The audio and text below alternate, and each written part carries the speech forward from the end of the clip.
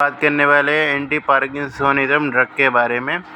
इसमें जो सबसे आपको इम्पोर्टेंट ड्रग याद रखनी है वो आप याद रखिए लीवोडोपा और levodopa carbidopa in combination. Levodopa carbidopa in combination में क्या होता है, तो लीवोडोपा जो होता है एक तरीके से वो एक तरीके से डेरिवेटिव होता है डोपामिन का, जो कि आगे चल के हम इसे सीधे डोपामिन दे नहीं सकते, टॉक्सिसिटी हो जाती है, तो इसलिए हम क्या एल डोपा देते हैं, जो कि क्या आगे चल के ब्रेन में कन्वर्ट हो जाता है डोपामिन में और डोपामिन का लेवल बढ़ता है, जो कि क्या सिम्टम कम हो जाते हैं। अगर कार्बिडोपा उसके साथ इसलिए दिया जाता है क्योंकि क्या है, क्योंकि वो पेरिफेरल कन्वर्जन होता है एक तरीके से डोपा डिकार्बोक्सिलेज के द्वारा, जिसमें एक तरीके से डोपामिन पेरिफेरल लेवल पे प्रोडक्शन को रोकता है, जिसके कारण जो सिम्टम वगैरह जो हो सकते हैं एक तरीके से वो हमारे एक तरीके पेरिफेरल लेवल पे तो कम आते हैं, और ऊपर से क्या है, एक तरीके से अवेलेबिलिटी जो होती है सेंट्रल नर्वस सिस्टम में डोपामिन की वो भी बढ़ जाती है।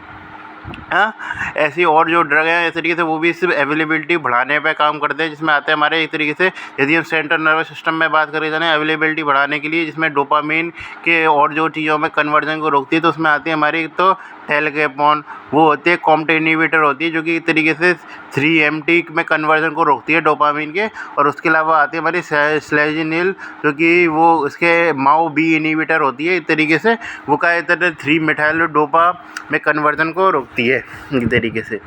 हाँ, और उसके अलावा इस तरीके से हमारी और जो ड्रग आती हैं वो आती है हमारी इस तरीके से डो पैक में कन्वर्जन को रोकती है एक तरीके से स्लेजिनिल, और उसके अलावा और जो ड्रग आती है इस तरीके पेरिफेरल कन्वर्जन को रोकने में एंटाकेपन और टेलकेपन होती है, वो भी कॉम्ट इनहिबिटर होती है, वो 3-मेथाइल डोपा में कन्वर्जन को रोकती है एक तरीके से एल डोपा के, और कार्बिडोपा तो है ही है।